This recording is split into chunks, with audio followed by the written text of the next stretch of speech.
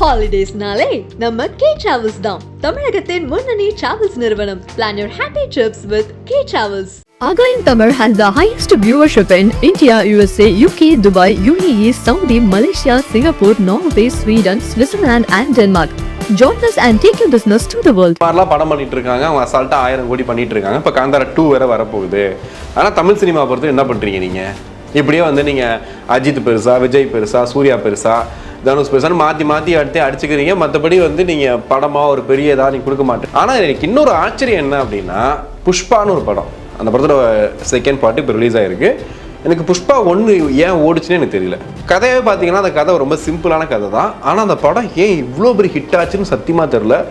எப்படா அது அல்லு அர்ஜுனுக்கு இவ்வளோ ஃபேன்ஸு, அதுவும் இல்லாமல் அங்கே புஷ்பா படத்துக்கு இவ்வளோ வரவேற்பு எப்படி வந்துச்சுன்னு ஒரு பெரிய ஆச்சரியமாக இருந்துச்சு. ஆனால் வசூலை வச்சு மட்டுமே தெலுங்கு சினிமா, கன்னட சினிமாலாம் வந்து சூப்பராக பண்ணிகிட்டு இருக்காங்க அப்படின்ற மாதிரி சொல்கிறது வந்து எனக்கு ஏற்புடையதாக இல்லை. உண்மைதான். ஆனால் வந்துட்டு இப்போ நீங்கள் தமிழ் சினிமா வந்துட்டு சமீப காலமாக வந்துட்டு நல்ல படங்கள் கொடுக்கறதுக்கு வந்து கொஞ்சம் தடுமாறுதுங்கிற ஒரு சூழல் இருக்குல்ல. நம்ம வர படங்கள் இருக்குல்ல, ஃபஸ்ட்டு டேலே கிளின்னு கிழிச்சு தொங்க விட்டுறோம். புஷ்பாவில் வந்துட்டு அவர் வந்துட்டு ஒரு மாதிரி ஒரு மாதிரி தூக்கிக்கிட்டு நடிக்கிற ஒரு கதாபாத்திரமாக இருந்துச்சுல. நம்ம ஊரில் விஜயோ அஜித்தோ அப்படி ஒரு கேரக்டரைசேஷனில் அந்த படத்தில் நடிச்சிருந்தா படம் ஓடி இருக்குமா? லப்பர் பந்தெல்லாம் தப்பிச்சு ஒரு நல்ல படமாக மாறிடுச்சு. நீங்கள் கொண்டாடுங்க, நான் வேணான்னு சொல்லலை. ஆனால் அதுக்காக தமிழ் சினிமாவில் பண்ணுற எல்லா படங்களும் வேஸ்ட்டு, இங்கே இருக்கிறவங்க எல்லாருமே வேஸ்ட்டுன்னு சொல்கிறது கொஞ்சம் அவையாக இருக்குது.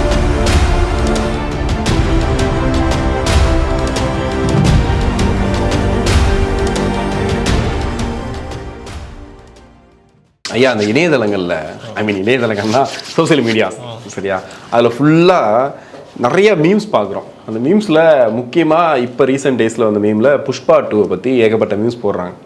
என்னென்னா படத்தை ட்ரால் பண்ணிடல, ஒட்டுமொத்தமாக தமிழ் சினிமாக்களை வந்து ட்ரால் பண்ணி போடுறாங்க. நீங்கள் உட்காந்துக்கிட்டு பாகுபலி ரேஞ்சுக்கு நான் ஒரு படம் பண்ணுறேன் பாரு, பாகுபலி மாதிரி ஒரு படம் பண்ணுறேன் பாரு, 1000 கோடி பட்ஜெட்டில் படம் பண்ணுறேன் பாரு, நீ சொல்லிட்டு 2000 கோடி வசூலில் பண்ணுறோம். ஆமாம், ஐயோ தேவையில்லாமல் தாக்கப்படுறது இந்த மாதிரிலாம் பண்ணுறாங்க அப்படின்னு சொல்லிட்டு நீங்கள் பண்ணிக்கிட்டு இருங்க. அங்கே அவன் புஷ்பா 2, புஷ்பா, RRR, RRRக்கு வேறு இன்னொரு பாட்டு எடுப்பாங்க போல், அவன் அடிச்சு போயிட்டு இருக்கான்.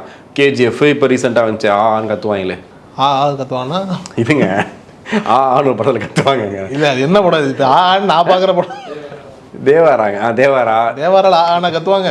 இல்லைங்க, ரிஷப் ஷெட்டி நடிச்சிருப்பாரு. அதுவா? இதுங்க அது. ஐயோ, அது என்ன பண்ணுது? எனக்கு மைண்டில் ஆளாக மைண்டில் வந்துட்டு இது காந்தாரா. ஓகே, பார்த்தீங்களா, அந்த ஆண் கத்தணும்னு சொன்னேன், காந்தாரா தானே ஞாபகம் வருது. எனக்கு மொதல் அது வரல, ஆனால் 2வது முறை காந்தாரா வந்து.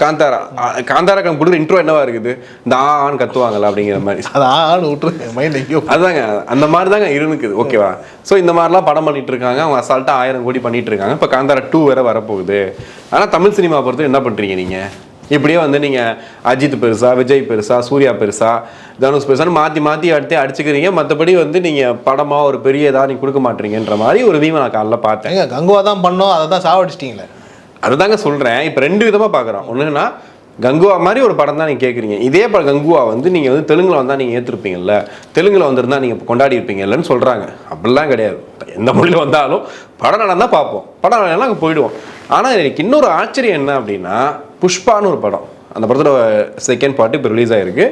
எனக்கு புஷ்பா 1 ஏன் ஓடிச்சுன்னு எனக்கு தெரியல. எனக்கு அதுவே பெரிய ஒரு ஆச்சரியமான ஒரு விஷயந்தான். ஏன்னா இருக்கலாம், தெலுங்கு சினிமாவில் ஒரு மசாலாக்கள் அதிகமாக இருக்கலாம், பட் அவ்வளோ மசாலா தேவையில்லை. அவ்வளோ தூரம் அந்த படத்தில் தொட்டா பறக்கிறாங்க, இது பண்ணுறாங்க, லாரியை பறக்க விடுறாங்க, எல்லாம் பண்ணாங்க புஷ்பாவில். கதையே பார்த்தீங்கன்னா அந்த கதை ரொம்ப சிம்பிளான கதை தான். ஆனால் அந்த படம் ஏன் இவ்வளோ பெரிய ஹிட் ஆச்சுன்னு சத்தியமாக தெரில. அது இல்லாமல் அந்த என்ன சொல்கிறது, பாட்னாவில் வந்து இந்த ட்ரெய்லர் லான்ச் பண்ணிருக்காங்க புஷ்பா 2க்கு. கிட்டத்தட்ட பார்த்தீங்கன்னா லட்சக்கணக்கில் கோடிகள்லாம் அங்கே ஆள் நிற்கிறாங்க. எதுக்கு நிற்கிறீங்கன்னு கேட்டால் ட்ரெய்லர் பார்க்க வந்திருக்காங்க.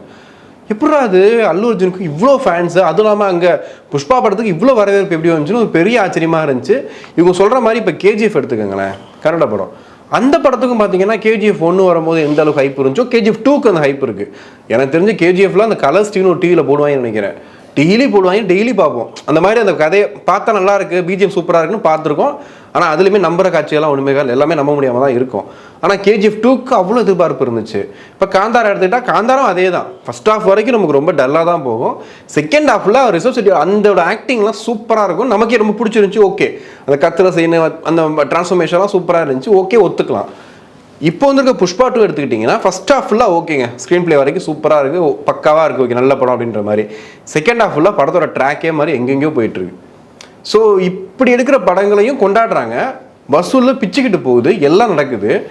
இந்த லட்சணத்தில் தமிழ் சினிமா வேறு அவங்க வந்து பேச ஆரம்பிச்சு. மீமில் போகிறலாம் யாருன்னு நினச்சிங்கன்னா நம்ம தமிழ் ஆளுங்க தான் போடுறாங்க. எப்படின்னா அவங்க பாரு என்னென்னவோ பண்ணிட்டு போகிறாங்க, எப்படி எடுக்கிறாங்க பாரு, என்னென்ன பண்ணுறாங்க பாரு, நீங்கள் என்ன பண்ணுறீங்க அப்படின்னா எனக்கு புரியல. இந்த கம்பேரிசன் எப்படி கொண்டு வரான்னு எனக்கு தெரியவே இல்லை. ஏன்னா நீங்கள் தமிழில் எடுக்கப்பட்ட சில படங்களை வேறு எந்த லாங்குவேஜில் எடுக்க முடியாத அளவுக்கு இருக்குது அப்படின்ற மாதிரி ஏகப்பட்ட படங்கள் இங்கே வந்து சாதனை பண்ணிட்டு தான் இருக்காங்க. ஆனால் வசூலை வச்சு மட்டுமே தெலுங்கு சினிமா கன்னட சினிமாலாம் வந்து சூப்பராக பண்ணிகிட்டு இருக்காங்க அப்படின்ற மாதிரி சொல்கிறது வந்து எனக்கு ஏற்புடையதாக இல்லை. ஆனால் ஒரு பாயிண்ட் மட்டும் நான் கவனித்தேன்.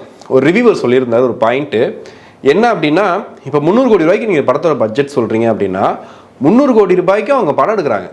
படம் எடுத்துட்டு 10 கோடியோ 5 கோடியோ ஒரு ஆக்டருக்கு சேலரி வாங்கிட்டு டெக்னீஷியன் சேலரி வாங்கிட்டு ஒட்டு மொத்தமாக ஒரு 280 கோடியை படத்தில் போடுறாங்க. ஸோ அந்த படம் பிரம்மாண்டமாக வந்திருக்கு. புஷ்பா 2 எடுத்துக்கிட்டால் கூட பார்த்தீங்கன்னா படமாக பார்க்கும்போது அந்த பிரம்மாண்டம், அந்த விஷயங்கள் டெக்னிக்கலாக படம் எவ்வளோ ஸ்ட்ராங்காக இருந்துச்சுன்னா மேலே ஸ்ட்ராங்காக இருந்துச்சு, சூப்பராக இருந்துச்சு. அப்படியே நீ தமிழுக்கு வந்தீங்க அப்படின்னா 300 கோடி ரூபா பட்ஜெட்னு வச்சுங்களேன், ஒரு ஆக்டர் எவ்வளோ வாங்குவார்? விஜய் 200 கோடி வாங்குறாரு. இல்லைங்க, இதுக்கு எடுத்தாலும் விஜயாங்க ஜென்ரலாக கேட்குற ஒரு ஆக்டர் 200 கோடி வாங்குறாருல, வாங்குறாருங்க. ஸோ இந்த மாதிரி ஒரு 500 கோடி ரூபா பட்ஜெட் வச்சுங்களேன், 200 கோடி இங்கே போயிடுது, டெக்னீஷியன் போயிடுது. இப்போ டேரக்டரே பார்த்தீங்கன்னா 10-15 கோடி 20 கோடி வாங்குறாங்க, இதில் போயிடுது. ஸோ இந்த இதெல்லாம் முடிஞ்சு இந்த இருக்கிற எல்லா செலவையும் முடிச்சுட்டு 50 கோடி ரூபா படம் பண்ணுவாங்களா? இல்லை 100 கோடி ரூபா பண்ணாங்கன்னு வச்சுக்கங்களேன், படம் எப்படி வரும்? என்ன மாதிரி இருக்கும் அந்த படம்? ஸோ இதுதான் இங்கே பிரச்சனை. ஒரு ரிவ்யூ ஒருத்தர் சொன்னார், எனக்கு அந்த பாயிண்ட் ரொம்ப வேலிடாக பட்டுச்சு. ஏன்னா அங்கே பண்ணுறாங்க, இப்போ கேரளாலாம் பண்ணுறாங்க அப்படின்னா பிருத்திவிராஜ்லாம் ஒரு படத்துக்குலாம் சொல்லும்போது சேலரி வாங்காமல் நீங்கள் படம் எடுத்து முடிச்சதுக்கப்புறம் படம் ஓடனா நான் வாங்கிக்கிறேன், படம் நல்லா இருக்கும்போது நான் ஷேர் எடுத்துக்கிறேன் அப்படின்னு சொல்கிறது, அவங்க ப்ரொடியூஸ் பண்ணுறது, இந்த மாதிரி விஷயங்களையும் நம்ம பார்க்குறோம். தமிழ் சினிமாவோட சிவகார்த்தியன் ட்ரை பண்ணார்னு நினைக்கிறேன். கொட்டுக்காளி ட்ரை பண்ணும்போது கிட்டத்தட்ட அப்படி தான், லாஸோ இல்லையோ பட் இந்த மாதிரி படம் நான் பண்ணிடணும், அதுக்கு இது ஒரு எடுத்துக்காட்டாக இருக்கட்டும், அடுத்து பண்ணக்கூடியவங்களுக்கு ஒரு உத்வேகமாக இருக்கட்டும் சொல்லி ஒரு விஷயம் பண்ணாங்கல்ல. ஸோ இந்த மாதிரியும் பண்ண ட்ரை பண்ணாலுமே இங்கே ஆடியன்ஸ் யாரும் ஒர்க் அவுட் அது ஒத்துக்கிறதுக்கு ரெடியாக இல்லை. ஆனால் இண்டஸ்ட்ரியில் என்ன பிரச்சனையாக இருக்குது அப்படின்னா இந்த சம்பளம் மேட்ரு. ஒரு ஆக்டருக்கு இவ்வளோ சம்பளத்தை கொடுத்துட்டீங்க அப்படின்னா படத்தில் என்னத்தை கொடுப்பீங்க அப்படிங்கிற தெரிஞ்சு என்னன்னா பெரிய பெரிய ஆக்டர்ஸ் தான் நடக்குதுன்னு நினைக்கிறேன். இப்போ சின்ன சின்ன ஒரு நார்மலாக பண்ணக்கூடியவங்க, இப்போ மணிகண்டன் மாதிரி யாருங்கெல்லாம் பார்த்தீங்கன்னா இந்த குட் நைட் போன்ற படங்கள்லாம் வரும்போது நல்லா இருக்குது, ஓ நல்ல படமாக இருக்குது. அசோக் சோழன் எடுத்துக்கலாம், அவங்களாம் அந்த சேலரி இதெல்லாம் தள்ளி வச்சுட்டு பார்த்தா கூட படமாக பார்க்கும்போது நல்லா கிளாரிட்டி சூப்பராக இருக்குது. ஏன் நம்ம இதை கூட எடுத்துக்கலாம், கண்ணும் கொள்ளை எடுத்தால கூட பார்த்தீங்கன்னா இந்த சேலரிலாம் விட்டுருங்களேன், அந்த படத்தில் யூஸ் பண்ண எல்லாமே ஒரிஜினலாக இருக்கும், லக்ஸுரியாக இருக்கும். அதாவது இப்போ இந்த கார் யூஸ் பண்ணுறாங்க அப்படின்னா அந்த கார் வந்து ஒரிஜினல் கார், அந்த இடம் ஒரிஜினல் இடம், ஒரு பண்ண வீடுனா பண்ண வீடு, அந்த வீடு எல்லாமே அப்படி ஒரிஜினலாக பார்க்குற ரிச்சாக இருக்குது. அவன் ஓட்டுற கார் கூட இந்த கார் தான் ஓட்டுறான் அப்படின்ற மாதிரி ரிச்சாக இருக்கு இல்லையா, அது செலவு பண்ணியிருக்காங்க. பட் இங்கே பண்ணும்போது செலவு எல்லாத்தையும் இவங்க எடுத்துக்கிட்டு, எல்லா காசையும் இவங்க எடுத்துக்கிட்டு மீதியில் படம் பண்ணால் இப்படி தான் இருக்குன்னு சொல்லி சொன்னார். எனக்கு அந்த பாயிண்ட் மட்டும் வேலிடாக இருந்துச்சு. உண்மைதான். ஆனால் வந்துட்டு இப்போ நீங்கள் தமிழ் சினிமா வந்துட்டு சமீப காலமாக வந்துட்டு நல்ல படங்கள் கொடுக்கறதுக்கு வந்து கொஞ்சம் தடுமாறுதுங்கிற ஒரு சூழல் இருக்குல்ல.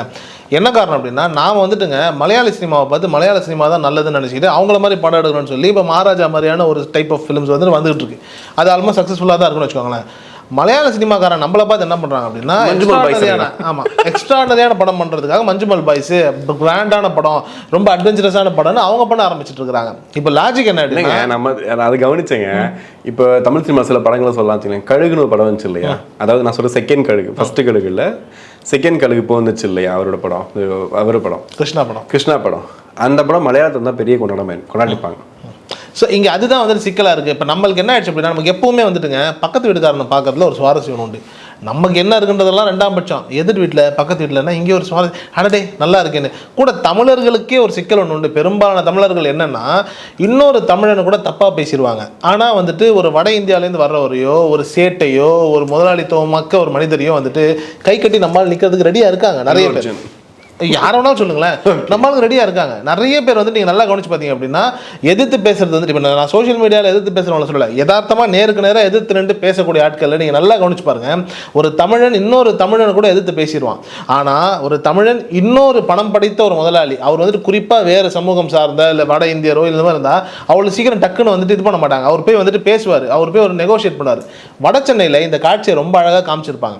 வட சென்னையில் வந்துட்டு மக்கள்லாம் வந்துட்டு அந்த தையல் மிஷின் எல்லாத்தையும் திருடி சொல்லிட்டு போகும்போது அந்த ஒரு மார்வாடி தான் வந்துட்டு அவரோட அதுக்கு உரிமையாளராக இருப்பாருன்னும் போது நீங்கள் நல்லா கவனிச்சு பார்த்தீங்க அப்படின்னா அந்த மார்வாடியை வந்துட்டு ரொம்ப ஆரம்பத்தில் மரியாதை கொடுத்தே வச்சுட்டு இருப்பாங்க. ஒரு தருணத்தில் அவன் தன் தாயாரை தப்பாக பேசலான்றதுனால தான் இருட்டில் போட்டு கும்முன்னு குப்புவாங்களே தவிர்த்து அந்த மரியாதைங்கிற ஒரு நிலை இருக்குல்ல, அந்த மரியாதை நீங்கள் கவனிச்சு பார்த்தீங்க அப்படின்னா டேனியல் பாலாஜினுடைய கதாபாத்திரத்துக்கு ஒரு மரியாதை இருக்கும் படத்தில், அந்த ஃபர்ஸ்ட் பார்ட்டில் ஆல்மோஸ்ட் அந்த மரியாதை வந்துட்டு அந்த மார்வாடியினுடைய ஓனருக்கும் ஆரம்பத்தில் கதையோட்டத்தில் இருக்கும்.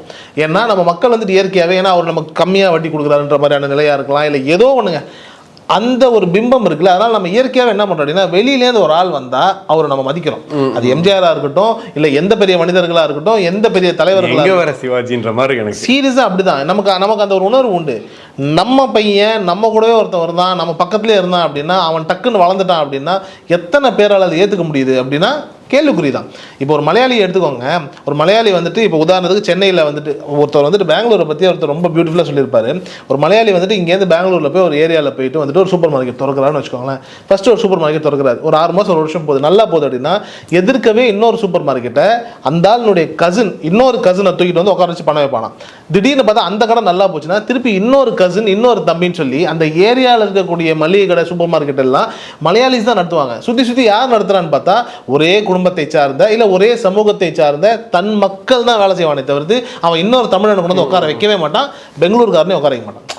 இந்த ஒரு இது இருக்குல்ல, இதை வந்துட்டு நான் குறையா சொல்லவே மாட்டேன், அது அவங்களுடைய ஒரு சிறப்புன்னு வச்சுப்போம். ஆனால் நம்ம ஆளுங்க தமிழர்கள் என்ன பண்ணுவாங்க அப்படின்னா இன்னொரு மலையாளியை மதிச்சிருவாங்க, இன்னொரு கன்னடா பேசுகிறவங்க மதிச்சிருவாங்க, ஹிந்திக்காரங்க மதிச்சிருவாங்களே தவிர்த்து ஒரு தமிழன் அப்படின்னும் போது இந்த நண்டு கதை ரஜினி சார் சொல்லுவார்ல, ஆமாம் தமிழ் நண்டுன்னு, நம்பால் தான் நண்டா இருப்பான், ஆனால் அவன் வர்ற நல்ல தமிழனை பார்த்து இவன் தான் நண்டுன்னு நினச்சிக்கிட்டா இவனும் அவனுக்கு உதவ மாட்டான், அவனும் எனக்கு உதவ மாட்டாங்கிற ஒரு சூழல் இருக்குது.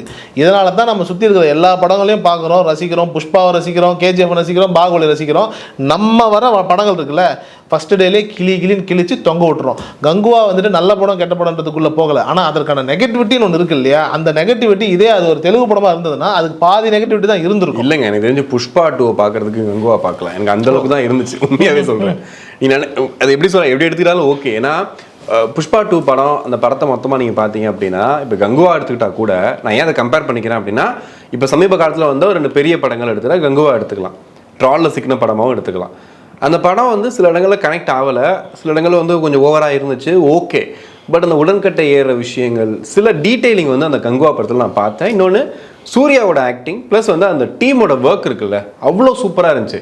சுகுமார்ட்ட கேட்டது கூட என்ன சொன்னா, புஷ்பா படம் நல்லா இருந்துச்சு, ரெஸ்பான்ஸ் நல்லா இருந்துச்சு, புஷ்பா 2க்கு என்கிட்ட கதையே கிடையாது, ஐடியாவும் கிடையாது, சரி எல்லாம் எதிர்பார்க்குறாங்கன்னு சொல்லி இன்னொரு படம் நான் எடுத்தேன்ற மாதிரி சொல்கிறாங்க. ஆனால் இங்கே ஒரு 4 பேரோட கெரியர் அங்கே பாதிக்கப்பட்டிருந்துச்சு. ஏன்னா அந்த அளவுக்கு முழுக்க அந்த படத்தை நம்பியே சிறுத்தை சிவா வந்து அவ்வளோ விஷயங்களை பண்ணியிருக்காரு, சூர்யா அவர்கள் பண்ணியிருக்காங்க, ஒரு ஸ்டுடியோ கிரீன் அந்த நிறுவனம் வந்து ஒரு பெரிய லாஸை சந்திச்சிருக்கு. ஸோ இவ்வளோ விஷயங்களையும் பண்ண ஒரு படத்தை நீங்கள் சொல்கிற மாதிரி சூர்யான்னு கூட யோசிக்காமல் எவ்வளோ முடியுமோ அவ்வளோ மோசமாக தான் கழுவி ஊற்றுனாங்க. அதை வந்து அதாவது என்ன சொல்கிறது, விமர்சனமாக நம்ம பேசும்போது நம்ம கூட அந்த படத்தை பற்றி சொல்லியிருக்கோம், படம் நல்லா இல்லை, இது சரியில்லை, இதெல்லாம் தப்பாக இருக்குதா ஓகேன்ற மாதிரிலாம் சொல்லியிருக்கோம். ஆனால் அதை தாண்டி தனிப்பட்ட முறையில் சூர்யாவுக்கு இது தேவையா, ஏன் பண்ணக்கூடாது, சூர்யா ஏன் பண்ணக்கூடாது?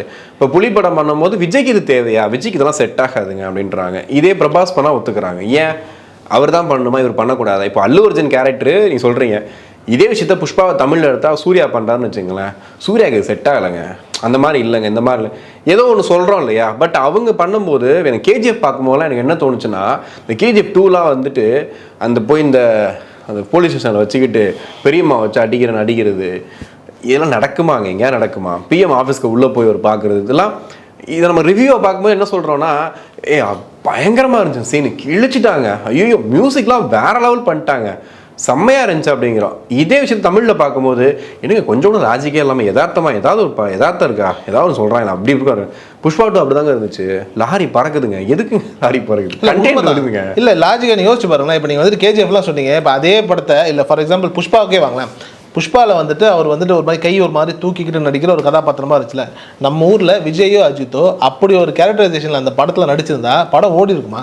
நீங்கள் யோசிச்சு பாருங்களேன். இப்போ அதே வந்துட்டு அந்த புஷ்பாவில் வந்துட்டு அவர் ஒரு செருப்பை ஆட்டி ஒரு ஸ்டெப் ஒன்று போடார்ல, இந்த ஸ்டெப்பை விஜய் அஜித்தோ போட்டிருந்தா நம்மளால அக்செப்ட் பண்ணியிருப்பாங்களா? கிளின்னு கிழிச்சிருப்பாங்க. ஆனால் அதே புஷ்பாவை நம்ம தான் இங்கே கொண்டாடுறோம். கோட் படத்தில் அவர் ஒரு டிஏஜிங் பண்ணி ஒரு ஸ்டெப்பு போட்டிருக்காரு, அதுக்கே என்னென்ன விஷயங்கள் பண்ணாங்க, கொஞ்சம் லைட்டாக சேஞ்ச் பண்ணதுக்கே அவ்வளோ பேசினாங்கல்ல. நீங்கள் சொன்ன அந்த பாயிண்ட் தான் எனக்கு தோணுச்சு மைண்டில், என்னென்னா இவங்க வந்து கொண்டாடுறாங்க.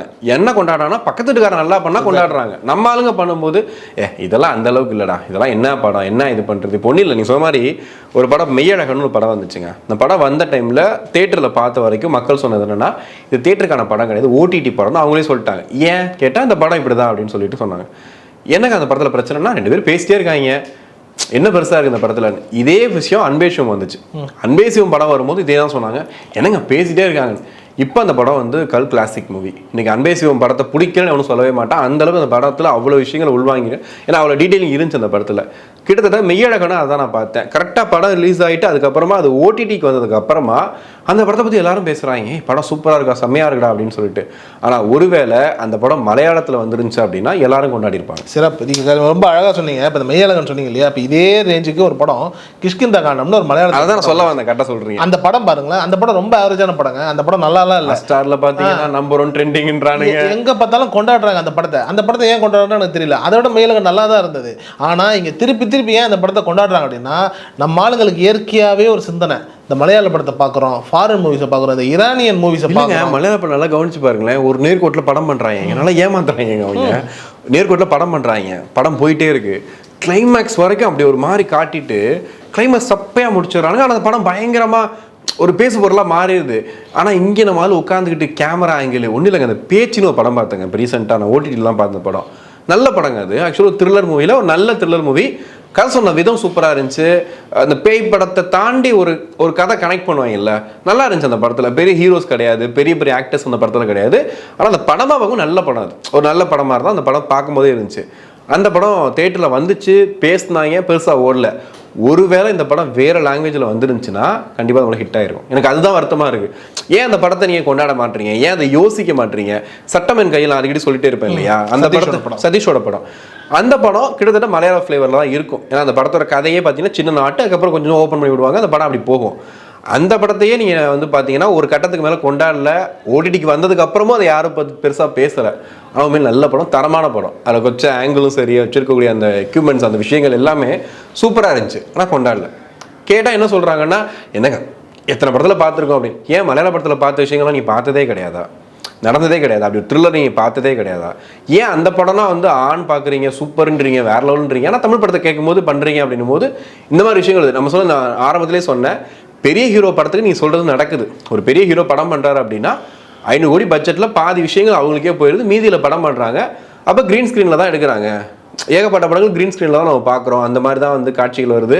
ஒரு ஹீரோட இன்ட்ரோவே க்ரீன் ஸ்க்ரீனில் தான் எடுக்கிறாங்கன்னும் போது அந்த மாதிரிலாம் வந்து நடக்குதுன்றது நடக்க தான் செய்யுது. அதனால தான் அந்த படங்கள் வந்து சரியாக வரல அப்படின்ற மாதிரிலாம் சொல்கிறோம். ஆனால் இன்னொரு பக்கம் பார்த்தா இப்போ குட் நைட் மாதிரியான படங்கள், இப்போ இந்த மகாராஜா படம், ஜிகர்தண்டான ஒரு படம் வந்துச்சு, இந்த மாதிரியான படங்கள் இருக்குல்ல, இதெல்லாம் ரொம்ப நல்ல படமே. இதெல்லாம் எல்லாமே சொல்கிறேன், எல்லாமே ரொம்ப நல்ல படம் தான். லப்பர் பந்தெல்லாம் தப்பிச்சு ஒரு நல்ல படமாக மாறிடுச்சு. இல்லைன்னு வச்சுங்களேன், அதையும் அழிச்சு ஒழிச்சு இது பண்ணி மஞ்சுமல் பாய்ஸ் ஹிட் ஆகும் போதெல்லாம் நீ யோசிச்சுனாங்க. குணா குகையில் வந்து அந்த மஞ்சுமல் பாய்ஸ் ஹிட்டு, ஆனால் அந்த குணா குகை உருவாக காரணமாக அந்த குணா படம் இருக்குல்ல, அது ஃப்ளாப்பிங்க. உண்மைதான்.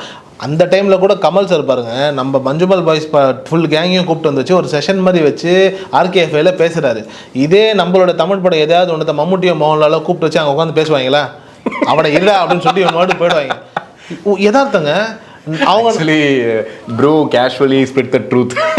உண்மை அதுதான், யதார்த்தம் அதுதானே. இப்போ நம்ம கமல் அவர்கள் வந்துட்டு நான் திருப்பி நம்ம தமிழ் நடிகர்கள் வந்து நான் ரொம்ப பாராட்டுறதுக்கு காரணம் என்னன்னா, எங்கே யார் எது பண்ணியிருந்தாலும் அவங்கள கூப்பிட்டு பாராட்டுறது, அவங்கள தன்னுடைய இடத்துக்கு கூப்பிட்டு வந்து வச்சு ஒரு பாராட்டுன்னு ஒன்று இருக்குல்ல, சிறப்பு. நம்மளை யாரும் அப்படி பண்ண மாட்டாங்க. அப்படி இருக்கும்போது நம்மளுடைய அப்பா காலத்தில் இருந்த சினிமாவும் அப்போ இருந்த மக்களுடைய சிந்தனையும் எனக்கு தெரிஞ்சு கரெக்டாக இருந்த மாதிரி தோணும். ஒரு 80s 90s நம்ம சினிமா தாங்க இருக்கிறதுலையே, இந்த டிராவிடியனில் இருக்கக்கூடிய சவுத் இந்தியாவில் நிறைய ஹீரோ சொல்லுவாங்களாங்க. நிறையா அந்த ஹீரோயின்ஸ்லாம் பேசும்போது தமிழில் ஒரு படம் பண்ணி ஒரு ஹிட்டு கொடு, அப்புறம் வந்து நீ பேசு, மலையாளத்தில் பண்ணதெல்லாம் பெருசாக சொல்லு அப்படின்னு சொல்லுவாங்க. எந்த ஆக்டர் மறந்துட்டேன், ஆனால் சூப்பராக இருக்கும். அப்படி ஒரு நிலைமை தான் தமிழ் சினிமாவுக்கு இருந்தது. நாம மூடு பண்ணி எவ்வளோ படங்கள் இருக்கு. நாம அப்படி ஏங்க இவர் மித்ரன் தான் சொல்லுவார்னு நினைக்கிறேன், 2000 லைக் ஏதோ ஒரு இயரில் வந்துட்டு ஒரு சொல்லுவார், பிதாமகன், சாமி, அப்புறம் வந்துட்டு திருமலை, இப்படி ஒரு 6-7 படம் சொல்லுவார். இப்படி எக்ஸ்ட்ராடனரியான கமர்ஷியல் ஆர்டிஸ்டிக் எல்லா படமும் கலந்த ஒரு இயருங்க. அந்த ஏர் மாதிரிலாம் வந்துட்டு இருக்காது. ஆக்சுவலி தமிழ் சினிமா அப்படி தான் இருந்துச்சு. தமிழ் சினிமாவுடைய உச்சமே அதுதான். அந்த மாதிரியான படங்கள் கொடுத்த நாம தான் இன்னைக்கு மலையாள சினிமாவையும் தெலுங்கு சினிமா பற்றி ஃபயர் விட்டு விட்டுருக்கோம். நம்ம சினிமாவை வாழ வச்சுக்கிட்டு நம்ம சினிமாவை ரசித்தாலே போதும், பக்கத்தில் இருக்க யாரையும் பார்க்க தேவையில்ல. உண்மையிலேயே பல வருடங்களாக பக்கத்தில் இருக்க எல்லாரையும் நம்மளை தான் பார்த்துக்கிட்டு இருந்தாங்க. நாம் என்னைக்கு அடுத்தவனை பார்க்க ஆரம்பித்தோமோ நம்மளது குப்பே ஆயிடுச்சு. ஒன்றும் இல்லைங்க, அந்த ஈகோ கிளாஷ்னு ஒரு படம் நம்ம பார்க்குறோம் இல்லையா, இது வந்து கிங்னு ஒரு படம் பார்த்தீங்கல்ல, இவரோட படம் சூர்யாவோட விக்ரமோட படம் பார்க்கும்போது அதில் ஈகோ கிளாஷ் தான் போயிட்டு இருக்கோம். அதுக்கும் எனக்கு வந்துட்டு மலையாளத்தில் வந்த ஐயப்பனும் கோஷியும் வந்து ஒரு பெரிய டிஃப்ரென்ஸ் கிடையாது. என்ன அந்த பிஜிஎம் அந்த விஷயம் எல்லாம் நீங்கள் அப்படியே எடுத்துக்கிட்டீங்கன்னா வந்துட்டு இப்போ முள்ளு மலரும் எடுத்துக்கோங்க. படம் கதையை வச்சு பார்த்தீங்கன்னா ஒரு நார்மல் பிளாட்டு, ஒரு கேரக்டர் காலின்னு ஒரு கேரக்டர், அவன் தங்கச்சி மேலே உயிரே வச்சிருக்கான். இவ்வளோதான் அந்த கதையோட மொத்தமாக பார்த்தீங்கன்னா இவ்வளோ தான் இருக்கும். அதில் அந்த கல்யாணத்தில் நடக்கக்கூடிய அந்த ட்விஸ்ட் அண்ட் டர்ன்ஸ் தான் கதை. ஆனால் ஒரு சீனு கெட்ட பயசாக இருந்த காளி அப்படின்னு சொல்கிற அந்த ஒரு சீனு தியேட்டர் எரப்ட் ஆச்சு. இன்ன வரைக்கும் அந்த சீன் நிற்கிது. காரணம் என்னன்னா அந்த ஸ்க்ரீன் பிளேயும் இந்த ஒர்க் அந்த ரைட்டிங் அவ்வளோ சூப்பராக இருந்துச்சு. அதை பார்த்து நிறைய பேர் இன்னைக்கு வந்து மலையாளத்தில் எல்லா இடத்துலையுமே அதை பற்றி பேசுகிறாங்க, எல்லாம் அதை பற்றி இது பண்ணுறாங்க, சொல்கிறாங்க, பேசுகிறாங்க. ஆனால் அப்போ இருந்த அந்த தமிழ் சினிமாவோட தரம் அந்த விஷயம் இருக்கு இல்லையா, இப்போ அந்த விஷயத்தை நீங்கள் கொண்டு வர முடியுமான்னு கேட்டிங்கன்னா கஷ்டமாக இருக்குது. ஏன்னா அதை வந்து காலம் தாண்டி ஒரு இவ்வளோ காலங்கள் தாண்டி ஒரு விஷயத்தை கொண்டு வர முடியும். ஏன்னா அன்னைக்கு நீ சொன்ன மாதிரி ஒரு சின்ன நேர்கோட்டு எடுத்துக்கப்பட்ட கதை தான் அது வந்துச்சாங்க. இதை வந்து மலையாளத்தில் இப்போ எடுத்துக்கிட்டாங்க. அவங்க என்ன பண்ணுறாங்க, டேரக்டர் ஒருத்தர் இருக்கார், ரைட்டர் ஒருத்தர் இருக்கார். ரைட்டர் இல்லாமல் அவங்க படம் பண்ணுறதே கிடையாது. ஏன்னா ஒரு டேரக்டர்னால நல்லா டைரக்ட் பண்ண முடியும், ரைட் பண்ண முடியுமா, அவங்களோட டயலாக்ஸ்லாம் கரெக்டாக கொண்டு போக முடியுமா, அந்த சீனை வந்து இன்னும் சுவாரஸ்யப்படுறதுக்கு ஸ்க்ரீன் பிளே பண்ண முடியுமான்னு கேட்டால் அது ரொம்ப கஷ்டப்படுறாங்க. அது அங்கே இல்லவே இல்லை. ஏன்னா மலையாளத்தில் என்ன படம் கொடுத்தாலுமே என்ன பண்ணுறாங்க, ரைட்டிங் வந்து பயங்கரமாக எழுதிடுறாங்க. ஒரு கேரக்டர்னா ஏன் அந்த கேரக்டர், எதுக்காக அந்த கேரக்டர், இந்த கேரக்டர் நான் சொல்லியே ஆவேன்லாம் எழுதிடுறாங்க. ஆனால் இங்கே அப்படி கிடையாது, இங்கே அப்படி இல்லை. அது ஒரு பிரச்சனை இருக்க தான் செய்யுது. ஆனால் பொத்தாம்படியாக ஒரேடியாக எனக்கு புஷ்பா 2க்கு ஃபைனலெலாம் பார்க்கும்போது எனக்கு அப்படி தான் தோணுச்சு. ஏங்க அப்படி என்னங்க அந்த படத்தில் ஏங்க போட்டு இவ்வளோ கொண்டாடுறீங்க? இப்போ கேஜிஎஃப் எடுத்துக்கோங்க, இது எடுத்துக்கோங்க, ட்ரிபிளார் கூட ஓகேங்க, அந்த படம் ஓகே, நல்லா இருந்துச்சு. எனக்கு தெரிஞ்ச ராஜமௌலி பாகுபலி ட்ரிபிளார் நல்லா தான் கொடுத்துருந்தாரு, நல்ல படம், எல்லாரும் கொண்டாடணும். ஆனால் அதை தாண்டி நீங்கள் வந்து கேஜிஎஃப்லாம் அவ்வளோ தூரம் கொண்டு போய் கொண்டாடினது, ட்ரிபிளாரை இதை கொண்டாடுறது, இப்போ புஷ்பா 2 கொண்டாடுறதுலாம் எனக்கு கொஞ்சம் ஓவராக இருக்குது. நீங்கள் கொண்டாடுங்க, நான் வேணான்னு சொல்லலை. ஆனால் அதுக்காக தமிழ் சினிமாவில் பண்ணுற எல்லா படங்களும் வேஸ்ட்டு, இங்கே இருக்கிறவங்க எல்லாருமே வேஸ்ட்டுன்னு சொல்கிறது கொஞ்சம் அவையாக இருக்குது. ஆனால் அது ஒரு பாயிண்ட் எடுத்துக்கலாம். நீங்கள் உட்காந்துக்கிட்டீங்க அஜித் விஜய்னு அடிச்சுக்கோங்க, ரஜினி கமல்னு அடிச்சுக்கோங்க, அவங்க அங்கே போயிட்டே இருக்காங்கன்னு சொல்கிற பாயிண்ட்டை வேணால் கொஞ்சம் எடுத்துக்கலாம். ஏன்னா இங்கே இந்த போட்டி பொறாமையிலேயே பாதி விஷயங்களை இழந்துடுறாங்க. அதை தாண்டி வெளியே போனவங்க ஜெயிச்சிடுறாங்க. இப்போ விஜய் சேதுபதியெல்லாம் விஜய் சேதுபதி சிவகார்த்தின்னு ஒரு விஷயம் போயிட்டு இருந்துச்சு, இப்போ அவர் தனியாக போயிட்டு இருக்காரு, வேறு ட்ராக்ல போயிட்டு இருக்காரு. விஜய் சேதுபதி சிவகார்த்தியும் வேறு ட்ராக்ல போயிட்டு இருக்காரு. தனுஷ் சிம்புன்னு போயிட்டு இருந்துச்சு, இப்போ தனுஷ் வேறு ட்ராக்ல போயிட்டு இருக்காரு, சிம்பு ஒரு ட்ராக்ல போயிட்டு இருக்காரு. ஆனால் படங்கள் பார்த்தீங்கன்னா கொஞ்சம் நல்லா வந்துட்டு இருக்கு. இப்போ தக்லைஃபோட டீசர்லாம் பார்க்கும்போது வாவ் தான் இருக்குது, நல்லா இருக்குது, நல்லா தான் வந்துட்டு இருக்குன்ற மாதிரி இருக்குது. பட் இருந்தாலும் இந்த வன்மத்தை கற்கிறது கொஞ்சம் கஷ்டமாக தான் இல்லை. உண்மைங்க. இப்போ அந்த ஃபேன் வார்ஸை பற்றியே நம்ம பேசும்போது இப்போ ரஜினி கமல் காலத்தில் கூட சண்டை போட்டிருப்பாங்க, என் தலைவர் இப்படி நடிச்சார் பார்த்தியா, என் தலைவர் இப்படி நடிச்சார் பார்த்தியான்னு பேசுகிற வரைக்கும் சந்தோஷம். விஜய் அஜித்துடைய ஜென்ரேஷன் தான் ஃபர்ஸ்ட் ஜென்ரேஷனுங்க. வசூலை பற்றி பேசுகிறாங்க. இதெல்லாம் தாண்டி என்ன ஒரு கொடுமை அப்படின்னா, இப்போ விஜய் வந்துட்டு இப்படி பண்ணாருன்னு சொன்னோன்னா உடனே அஜித் ரசிகர்கள் எங்கள் தலை பைக் ஓட்டார் தெரியுமா, எங்கள் தலை கார் ஓட்டுறது தெரியுமா. ஏங்க ஒரு நடிகனுக்கும் பைக் ஓட்டுறதுக்கும் அது ஏன் பெருமையாக சொல்லணும்ன்றது கூட இந்த ரசிகர்களுக்கு தெரியாத ஒரு ஜென்ரேஷன் உருவாகிட்டு இருக்குங்கிறது தான் வருத்தம். உடனே வந்துட்டு இங்கே வந்துட்டு விஜயை பற்றி பேசும்போது அவர் அப்பாவால் தானே வந்தார் அப்படின்னா, அவர் அப்பாவால் வந்தாருன்னா யாரால் வந்தா என்னங்க, எல்லாரும் படம் பண்ணுறாங்க. இந்த படம் நல்லா இருக்கா, இந்த படத்துல ஒரு நடிச்சது நல்லா இருக்கா, ஆடினது நல்லா இருக்கா, பேசினது நல்லா இருக்காங்கிறது தான் ஒரு நடிகனை வந்துட்டு நாம் ரசித்து விமர்சனம் கொடுக்க வேண்டிய வேலை. அவர் பின்னாடி என்ன பண்ணால் நமக்கு என்ன, அவர் யார் மூலியமாக வந்தால் நமக்கு என்ன, இவர் கார் ஓட்டினா என்ன, ஃப்ளைட் ஓட்டினா என்ன. ஒரு நிறைய பேர் அஜித் கிட்ட ஃப்ளைட் லைசன்ஸ் இருக்குது, சரி நம்ம ஃப்ளைட்டில் போகணுமா, அதை பார்க்கணுன்ற அந்த ஒரு சிந்தனை வந்துட்டு இங்கே நிறைய இடங்களில் குறைஞ்சி போயிடுச்சு. இந்த ஒரு விஷயம் வந்துட்டு இந்த அஜித் விஜய் காலத்தில் இருந்ததாங்க ரொம்ப மாறி நாம் அதுக்குள்ளேயே மூழ்கிட்டோமே தவிர்த்து நல்ல சினிமாவை கொண்டாட தவறிக்கிட்டே இருக்கும். நல்ல உதாரணம் இப்போ விஜய் சேதுபதியே நம்ம எடுத்துப்போமே, இப்போ நிதியில் நான் வந்துட்டு அவர் அழகாக கேரி பண்ணி கொண்டு வந்ததுனால மகாராஜா உருவாச்சா. இப்படி 90s காலகட்டங்களில் ஒரு இயக்குனர் ஒரு டைரக்டரையோ இல்லை வந்துட்டு ஒரு ஹீரோவையோ கூட சொல்லலாம். சிவகார்த்திகேயன் பேசவே மாட்டீங்க. இல்ல சிவகார்த்திகேயன் அப்படிதாங்க ஒரு. பட் ஆனால் இந்த இடத்துல வந்துட்டு சிவகார்த்திகேயன் வந்துட்டு அவர் மட்டும் இல்லை, ஒரு RKFங்கிற ஒரு டீமே டோட்டலாக ஹேண்டில் பண்ணி கொண்டு வச்சு சாய் பல்லவி எல்லாருமே கொண்டு வந்து. ஆனால் விஜய் சேதுபதி வந்துட்டு நிதிலனுங்கிற ஒரு ஆளை ஹேண்டில் பண்ணி கொண்டுட்டு வந்து ஒரு வெற்றி கொடுக்குறாருல. 90s வந்து நீங்கள் நல்லா கவனிச்சு பார்த்தீங்கன்னா 80s கூட நீங்கள் வச்சுக்கோங்களேன், ஒரு SP முத்துராமன் வந்து ரஜினி வச்சு ஒரு 20-25 படம் பண்ணுறாரு. அத்தனை காலங்கள் அவங்க ட்ராவல் பண்ணும்போது எத்தனை அப்ஸ் அண்ட் டவுன்ஸ் நடந்திருக்கும், எத்தனை தடவை ரஜினி கோவப்பட்டிருப்பார், எத்தனை தடவை SPM கோவப்பட்டிருப்பார். இதை ஹேண்டில் பண்ணி கொண்டுட்டு போன மனிதர்கள் இருந்தாங்கல்ல, அது விஷுவா இருக்கட்டும், இல்லை வந்துட்டு இந்த சைடில் கமல் சாருக்கு வந்துட்டு லைக் நிறைய பேர் யாரும் சொல்லுவாங்க, லைக் வந்து அனந்து சாரா இருக்கட்டும், இந்த மாதிரியான பில்லர்ஸ் இருந்ததுனால தான் குவாலிட்டியான ப்ராடக்ட் இருந்தது. இங்கே நிறைய டைரக்டர்ஸ் ஹீரோஸை தாண்டி ஹேண்டில் பண்ணுற மனிதர்கள் நிறைய பேர், குவாலிட்டியான ஆட்கள் வேணும். அது தமிழ் சினிமாவில் இந்த விஜய் அஜித் காலங்களுக்கு வந்ததுக்கப்புறமே நாம் குறைஞ்சி போயிட்டோம். ஏன்னா இங்கே ஒரு ஹீரோ வந்தால் ஒன்று விஜய் ஆகணும் இல்லை அஜித் ஆகணும். அப்போ மற்றவங்களாம் தக்காளி தொக்கா, மற்றவங்களாம் ஆகக்கூடாதா? ஒரு கார்த்திக் மாதிரியோ ஒரு முரளி மாதிரியோ ஒரு மோகன் மாதிரியோ இன்னைக்கு ஹீரோ கிடையாது. சுற்றி ஒரு ரஜினி ஒரு கமலை தாண்டி வேறு யாருமே வரக்கூடாதா? தலைவர் மணிகண்டன் இருக்காங்க.